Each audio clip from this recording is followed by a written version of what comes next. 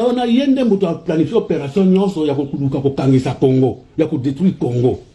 Yen na moto akoti ici ba Rwanda na kati ya lelo oyo ezame na armée. Ba Rwanda ba zo boma ba Congolais butu. Ngai na sana preuve. Mokolo mususu ba patu ba zo boma bato na monga fula. Mais patrouille mix et ba permanent ba policier ba sali patrouille ba keko kanga des Rwandais bien armés ou ba zo kotra ba bandako. Ba ya première zone de défense. Mais première zone de défense et si vous avez force là mais mutuna bango. Et puis kuna est la commandant bataillon qui j'ai Rwandais. Adjoint Rwandais. Donc oyo pe azo quitter tango fort kaka Rwandais.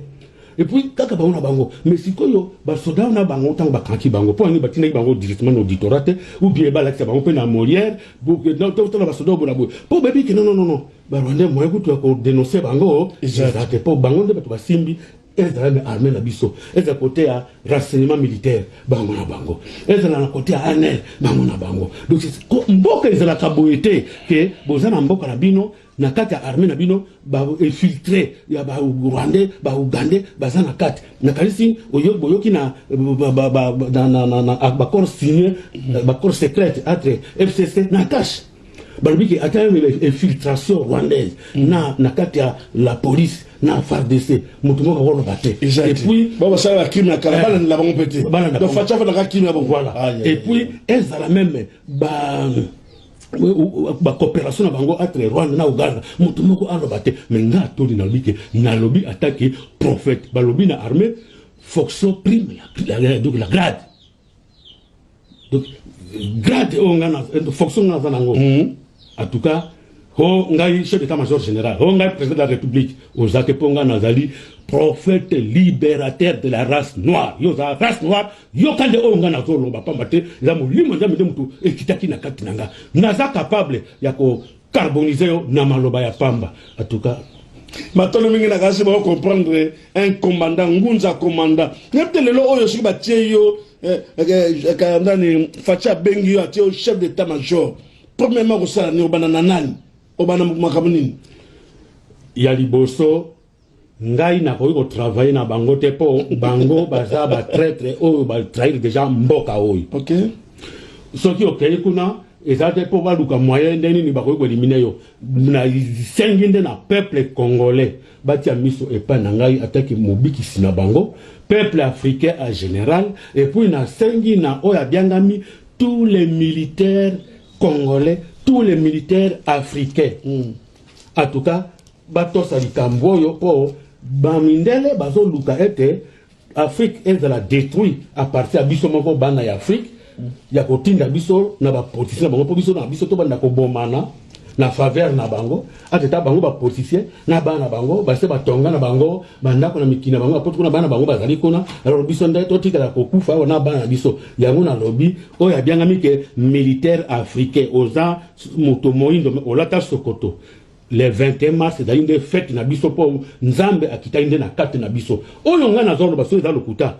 Kabila a contredit ngai mais nazana ba preuve msusu ona ko bimisa ndenge kola ye moko pe azape na ba groupe ya rebelle oyo ye ayoka na kana bango pour na destruction ya mboka na biso. Oboy ko travailler na bango bi ko travailler bango de traction yo ko travailler ka mondo njoza armée na yo bon ngo sala coup d'état na zo bon non papa banda 1990 na zwa inspiration bayoka ke na bomisa banani bayoka ke na troubler ordre public te mais ngai na ko travailler na bango te po titre nanga attaque roi divin, roi de la divinité de la race noire. Bongo ngai na soit-disant chef d'état-major pour nanya commandé ngai.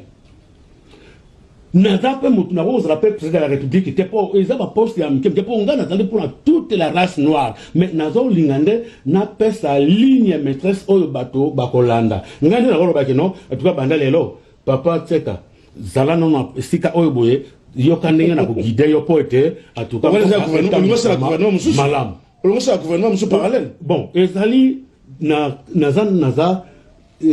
responsable numéro 1 il y a gouvernement théocratique ah bon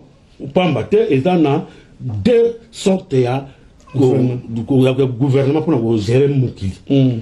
démocratie nde oyo ya basango n'a pas Tshisekedi kuna théocratie nde ezali gouvernement oyo nzambe akitisaka moto na ye yende akozala mokonzi mpona kokamba bino nyonso si bokambela ngo ne c'est ça le problème parce que o bazo gouvernement mbo bazo déjà mboka oyo eza un gouvernement démocratique ozo kamba mboka oyo si bino gouvernement théocratique bokambela ndenge nini parce que baode bazali au-dessus na bino ba otambu sa bino mabelo fadi ba bazo diriger ngo si bokambela ndenge nini zelanga papa banda 1990 bango badirijaka ngai te mais nazalaka wana toujours mpona kocontredire bango na ndenge badirigaka te mais bon ça continue aucun jour yo le balikamo et ça balamboka ba onde ba imposak mais ba vient poser pourquoi tous na carte ya colonisation je parle de mais il faut se demander tout longwa tout se révolter contre ba marionnette wana po on ça ndenge ça yo kanga ba za ba marionnette oyo ba mindele ba utiliser bana misala ba mindele ozomona mais bango ba travailler pour les terrains ba mindele pour les terrains ba congolais pour les terrains ba tumuindo pour les terrains mboka pour les terrains ba mindele zoka kokokalisate ke makambo bango balongaka batie kovanda na mikili bapaya mpona bao batie mpo bakino traite makambo bakino nde mpona koteka nde mboka eza na politicien moko te otokolo bake o ye mpenza nde alitaka mpona mboka na biso non zoka ezala meme oyo auti koloba ke o ye bayibi ye pouvoir donc bango tu baza toujours bana misala ya mindele nga na yeba prophète otambusa gouvernement théocratique ndenge nini attaque siège wapi bakamizo wapi yoka papa toza na problème ya révolution spirituelle cela veut dire liboso il faut to benga na to boya mangomba nyonso ya bapaya oyo ye na politique lelo oyo batekeli biso mboka lobi bewa bazolo balilo linga munguna no bala tukusambo na sambo limbisi bala tukusambo na sambo muto litika barwande to limbisa bango babo na bango biso matea lukuta lelo yo boye barwande batondi awa na nzela toujours ya catholique bamso bazo ya basango mamelo donc et puis ba bloc na bango ba contrôler kanote bahar mezole kana bazo contrôler te tobo ya mangomba nyonso ya bapaya bapasteur ya lokuta basango na bapoliticien baza batu te bakota na basianse okili te batu wana bango bazaka batu ya basacrifice bandeko na nga ata boyoki soki boyokeli na bino ngai te soki boyokeli nga deza eza mingi bomoni ke nzoka nde tozaka na boumbu pamba te omoni mboka nini na mboka na biso tala lokola na livre oyo papa livre oyo ezoloba likambo moko awa oyo ezolakisa position ndenge nini biso tozali omoni awa balakisi awa Afrique bazomema ngo na boîte donc okofilme yango malamu baomema ngo na boîte mais awa bakomi nini la lumière sur le peuple noir et les enjeux du monde à venir. Nous avons automatisé que suite à cette situation depuis leur éparpillement aussi du Sahara à cause du système clanique d'étouffement appuyé par des forces maléfiques multiples dont la base est le fétichisme et le centre de contrôle de la sorcellerie. Les Noirs se sont carrément bloqués. Nous sommes dit que les Noirs se sont carrément bloqués. C'est-à-dire qu'ils sont noirs et nous sommes bloqués. Et ils sont politiciens, ils sont pasteurs, donc ils sont bloqués. Alors, ils sont débloqués. Alors, ils sont voiture pour détruire Mboka. L'initiative Afrique et Tombouama, Afrique et Bika, Afrique et le Monabumbu, Afrique et la liberté totale. N'habitez baction ozo conférence ko mener pote makambo se tourner comme la peuple baction ozo ko kansa sala bon lelo na kokisi 30 ans na moni na ngai moto moko aya pona ko soutenir ngai te donc mais makambo na sala ka babila na pona ko luka lolenge nini ya ko tambisa message pour ekinde liboso batu ba ko kakobika alors vraiment message oyo ngana bali na yo lelo te na banda kala soki ezalaki makambo ya lokuta mbele nga mpe naza susu te soki ezalaki moto makambo ya lokuta mbele base bakoka kocontredire ngai alors yango nasengi boye eza justice divine zoka donc kosambisa ya nzambe yango eye alors naza na bapreuve nyonso ya makambo nyonso oyo nazoloba bapreuve mosusu okomona bamindele bango moko azoloba bapreuve mosusu okomona ya moko mutu oyo bazotangie lokola Félix Tshisekedi olobi ke troisième président, au quatrième président, mais bango na lobaka polele. Et bonga wana okoyi kovanda kuna pamba te soki oza na kati ya occultisme te. Alors sikoyo bato ya ndenge wana bakobikisa bino ndenge nini. Donc yango wana trois éléments on a pesi yo. Na pesi mondele ndenge a confirmer ndenge ba zoti mokano ko envahir mboka na biso ba détruire yango nde sikoyo bayiki kokamata Kabila le père ko mona ki mboka déjà ilinge kende aye ko bele la bi protégeons la terre de nos ancêtres. Aye ko loba ne jamais trahir le Congo. Toye ko koma na ba moniki muto yo boye moto ko sa posa biso zalité ba ke ba yokani ba bomie. Ba ko zwa Rwanda ba teli biso ye. Rwanda na ba tela biso ye. Alors bo lelo oyo na nyonso ya sali na 18 ans ya ko détruire Congo. Beaucoup de Hollandais. Oh, pour ça, il y a aussi la quitté. Et si la quitté. Aux Anglais sous Congolais. Aux Amayel aux Amayel. Mais tant les Londres, les militants, les combattants, il y a eu des pèses, comme ils ont manzoto, kokenda kubimaka na banzela kotumba banini kokenda kubuka ba biro ba perdre mais sikoyo bino nde bozana pouvoir bongo sikoyo ezo sala bino susu pasi ndenge nini pona nini ba corps secret o bango ba signé bino moyeba ezate mais ba corps wana eza pona bolamo ya peuple congolais mais eza pona bolamo ya Rwanda matono mingi ya Rwanda papa la ngai prophète coronavirus to le ka jamais mission de le commentaire coronavirus est que bon ma congolais malbano za nango koloba est-ce que na lo sambo de coronavirus kolongwa to na ndenge nini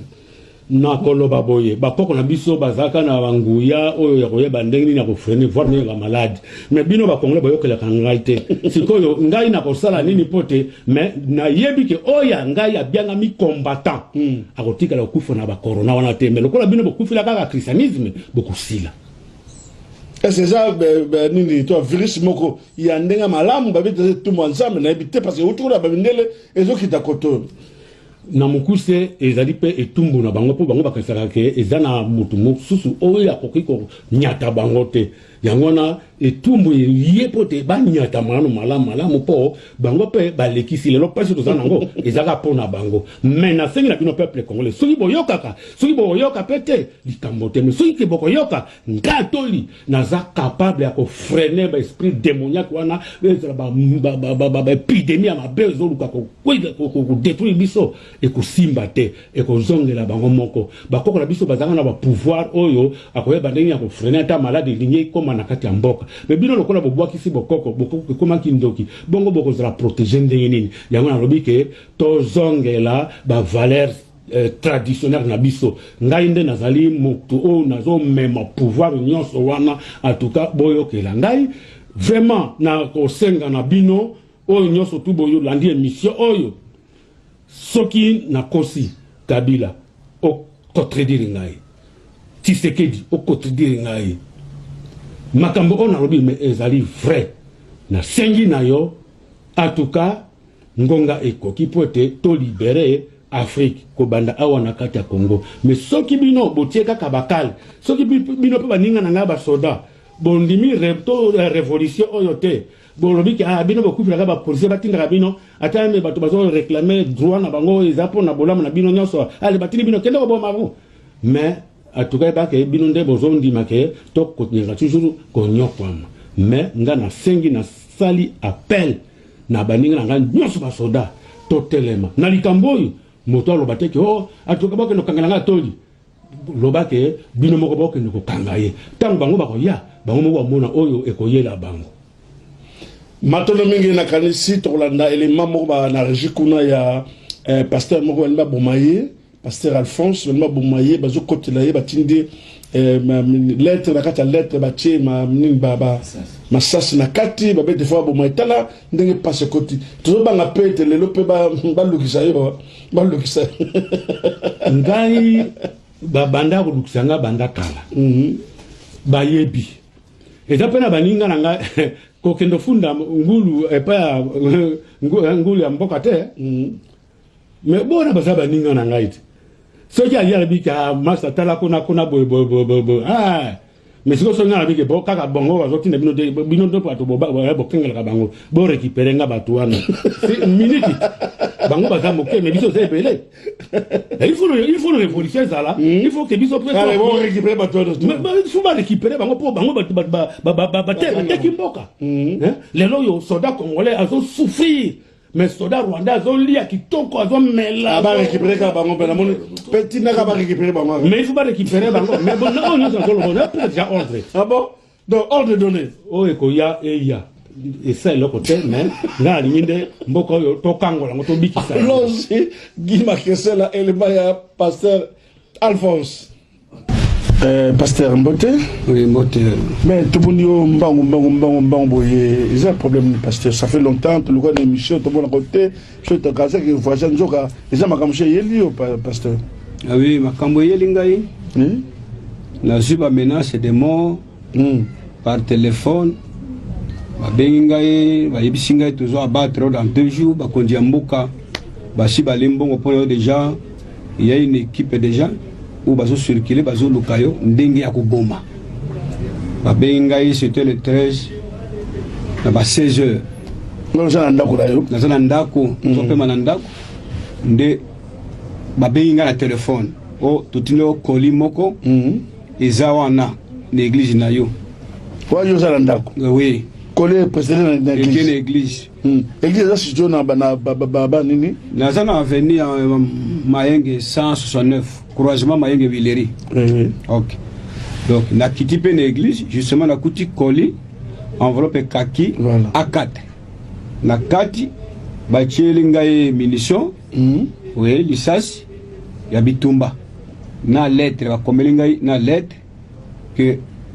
d'ici tant comme au moni enveloppe ngo oui na mon enveloppe au fungula enveloppe ngo na fungula enveloppe ozo na boko na enveloppe wana ba pesa mwana moko na ateka ka malewa voilà oui sur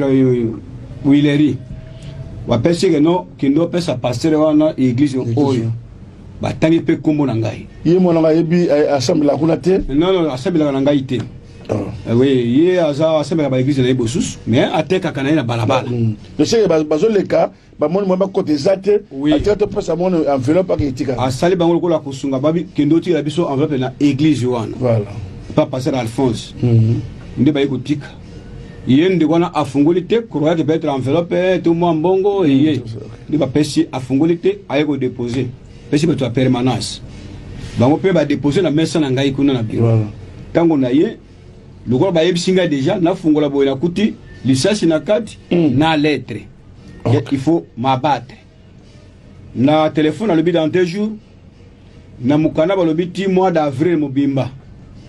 d'avril donc autre de mars autre kota oui avril ne yo à toi yo avril les ayote ngai sur ba ratenga 2 jours oyo c'est avril il faut na kende donc yo pa mois de mai donc au monde en terme c'est là bango mengana ko mona yango na ko mona tanga ni na oui OK parce que ba relaxa déjà la caméra ben kuna relaxa ngo ba ben nango pa to tala si réellement c'est ça ba combiner na kata enveloppe wana ba komi boye c'est là que le 13 mars OK 2020 le 13 mars 2020 oui à notre très cher pasteur Alphonse juste vous signaler que vous aurez une visite le mois prochain mais en attendant veuillez réfléchir sur ce petit colis 2 points faites l'examen analyse et la synthèse point na kati bazui lisasi batie donc réfléchir lisasi oyo sur lisasi wana na réfléchir pour na yango olobi nini olobi bok na communication olobi wana ezali signe oyo komona les signe pour na yo oyo benga ki identifier ki zanani kombo na ye apesi ngai capitaine Kambai OK asala wapi abi azali na service de renseignement de asala abi abomi batebele capitaine Kambai wana oui alobi na umeli mingi na bomi pe bato ebele asali ba crime alors na ye ko se ressaisir lokola mutu que non moyena bomaka lisusu ezate mais baye ko benga ngai na bato oyo bayebi ngai bo personne asalaka voilà ba bengi ngai que non to na posa osunga biso to kota na équipe na biso to abattre pasteur Alphonse atalisi ba konji oyo bazana kati ya dossier na ngai selo ye alors ndenge na ye aboyi makira na ngai na maboko na ye nde avertir bi bato bazoluka yo ya une équipe bazoluka yo bazobuma yo dans 2 jours soki babomia wate c'est qu'à avril ndenge zokota boyi ozokufa alors naza so à l'aise te tala ndenge nazaleli vraiment to bonu fomande yele po no kondi pe ndako kimandaku église po kimo zo to komika bitelenga bo na kei komona Souciat na déposé plainte contre inconnu bango pe baminga na commune et pas major ya Kinshasa la déposé baminga sur la district na to bureau D donc jusque là naza na carte d'insécurité oui ba menace à tout moment moyen avant les sous ezate moyen à circuler ezate nazola les pays misala nyoso na sundoli na yebi eloko ngana salite. Est-ce que na bina ba pasteur bo ça na conflit ba pasteur te pas il ko ba kai belé sur ba pasteur sur ba sali kita bango pas ba battre yo t'habiter non ezali kambo ba pasteur pédiaté OK oui ezali situation moko politique. C'est pourquoi na ye na kimeliawa pour na attirer attention à bakondi mboka. C'est vrai ba ndeko penza na kata plateau ba komi vraiment ba lembi ba vraiment ba miza comme tungisama pona nini makama bona mboka to suka wapi to sala ndenge nini lo sambo te jeune te e ba campagne te tala mboka tezo kende na kanisi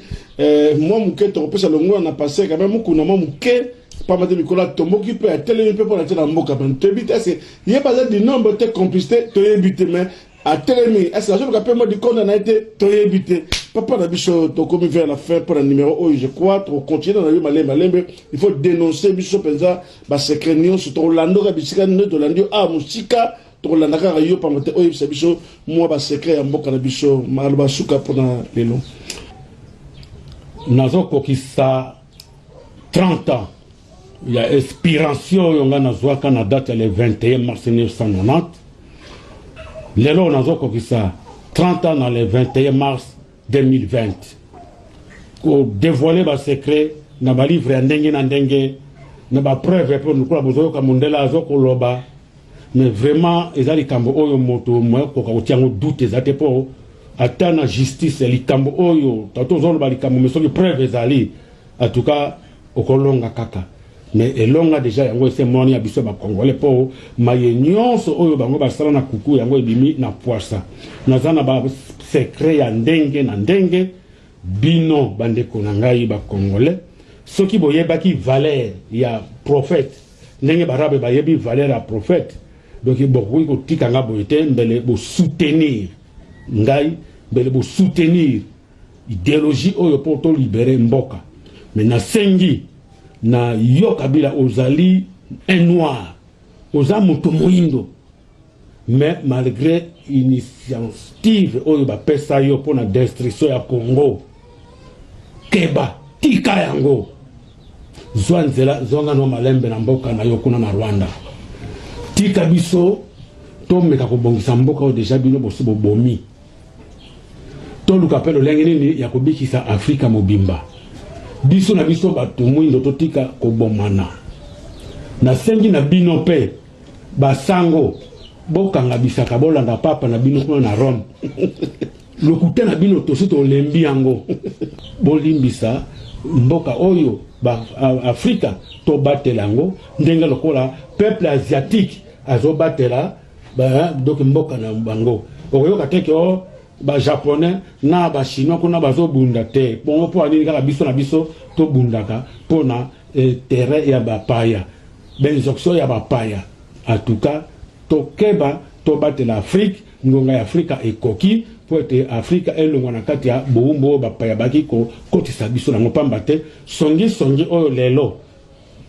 utika ka be na bapaya pona koluka neni ni biso na biso to bomanaka pona etere na bango to protéger mboka na biso matondo mingi na kanisi to sukisi émission na biso awa rediffuser à partir de 9h kino 10h peut temps revient aussi la biso nyonso kuna esika wapi to fêter anniversaire 30e anniversaire ya papa na biso prophète Atel Ozala obangate Loba. Ok, donc, tu as papa la biso, de ma question, la biso, en tout cas, tu as été